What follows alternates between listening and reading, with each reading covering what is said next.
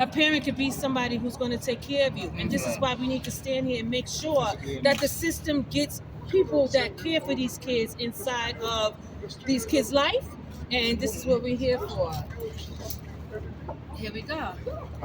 But we surely want to make sure that all of our children, all of our people are loved and cared for as a family. But let me just put this on myself a moment.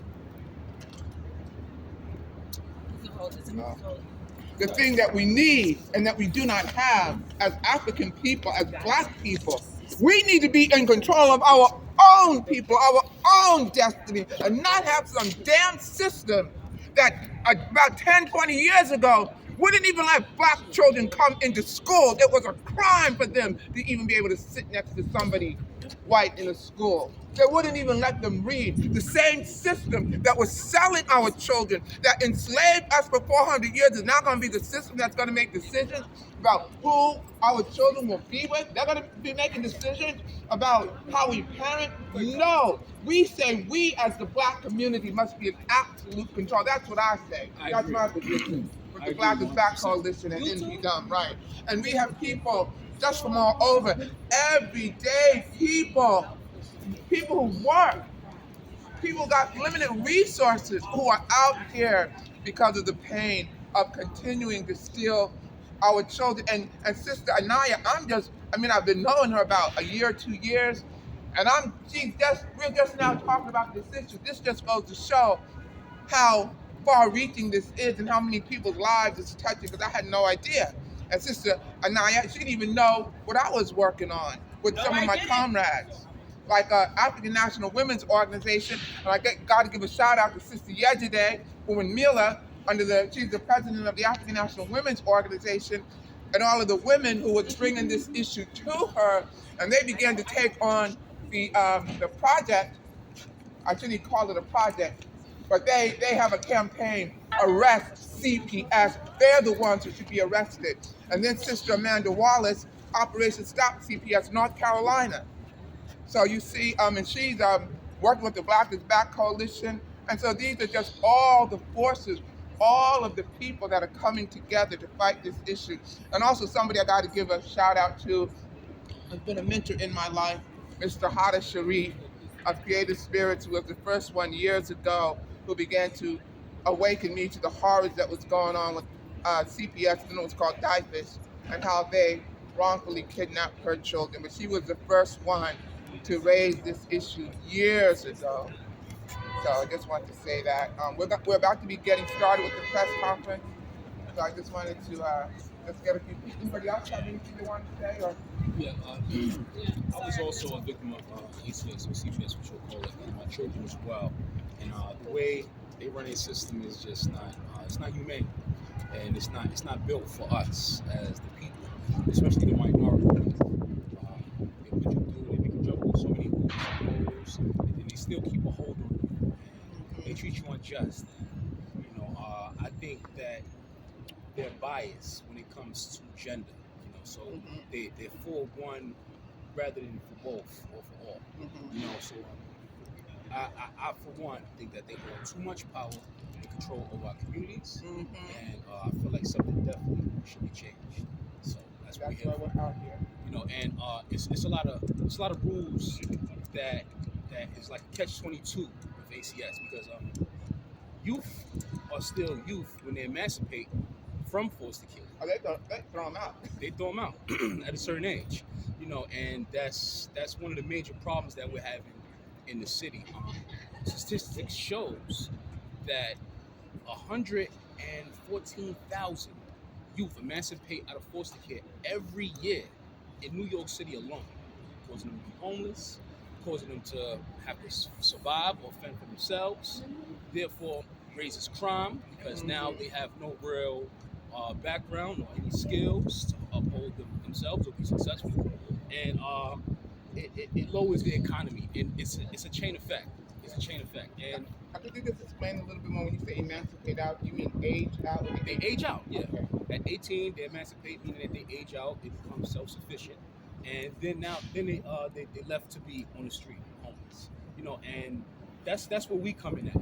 Easy Living Shelter. My name is Nate Warren Hallback. I'm the CEO of Easy Living Shelter. We're a nonprofit organization, 501c3. We cater to youth from ages 9 to 24 to help them become entrepreneurs, business owners, executives, state officials, and pillars of the community, right? And our main mission, well, we do that through our programming, our youth board members program, right? However, that's mental health. Our main mission is to provide them with stability, right? To get our people reparation through stability. And that's where the shelter part comes in. We want to get youth who emancipate from foster care, so this way they can go through our course of training, which is our programs. So this way they can get the skills that they need, necessary, so that's where they can succeed and be pillars of the community, right? So that's why we're here today, because we don't believe in ACS and CPS. The way they do things, the way they operate, they have too much power in our communities, and they are absolutely backwards, and they need to be replaced. The same system that gave us enslavement. Exactly. Gave us child protective services for black people. Absolutely, that point right there. So I'm just another black man here to be heard and spread the word and let my voice be heard.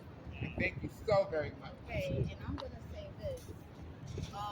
You have to understand your rights. You do not owe ACS anything. If they try to control your life, that is a non-negotiable. If you have to let them in your home, they must present you with a warrant. A lot of people don't know that. If they show up to your door, you are not eligible or liable to let them in your home. You can tell them no, and they cannot do anything. They cannot call the police. They cannot force entry. They have to have a warrant from a judge. Okay? So people need to stop. Well, they came to my house and I let them in. No, that is your home. You have rights to your home. They cannot see your child in your home without your permission. If they come see your child at school, fine. That's something that you have no control over. But stop letting them in your house. Okay? If the judge grants them that, fine, but you have the right to say no and stand your ground. So stop giving them so much power.